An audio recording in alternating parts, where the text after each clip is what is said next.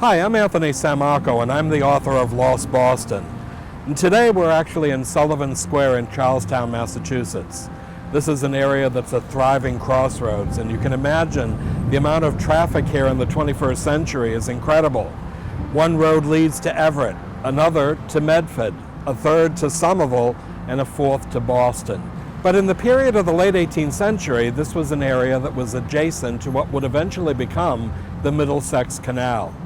Opened in 1803, the Middlesex Canal connected Charlestown and the Merrimack River. So its president, who was named James Sullivan. James Sullivan himself would later serve as the governor of the Commonwealth of Massachusetts between 1807 and 1808, and of course Sullivan Square is named in his honor. It was also something that actually had a wonderful park in the very center. There was a wonderful circular park with a playing fountain that was actually 17 feet in height that actually attracted people to build row houses. But in the last decade of the 19th century, this area would change dramatically. Henry Melville Whitney, who was the president of the West End Street Railway Company, a company that had streetcars primarily in Brookline, would charter what became known as the Boston Elevated Railway Company. And in the period of the 1890s, it would actually see an elevated railway built connecting Sullivan Square here in Charlestown and Dudley Street in Roxbury. In 1901, the Boston Elevated Railway provided ease of transportation because the train, as an elevated aspect, was above the traffic.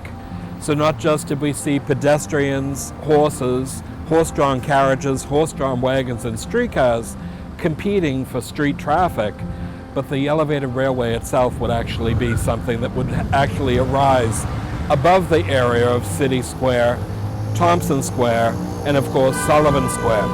As a result, these girders that supported the elevated railroad tracks was something in some ways that would blight Charlestown throughout the 20th century.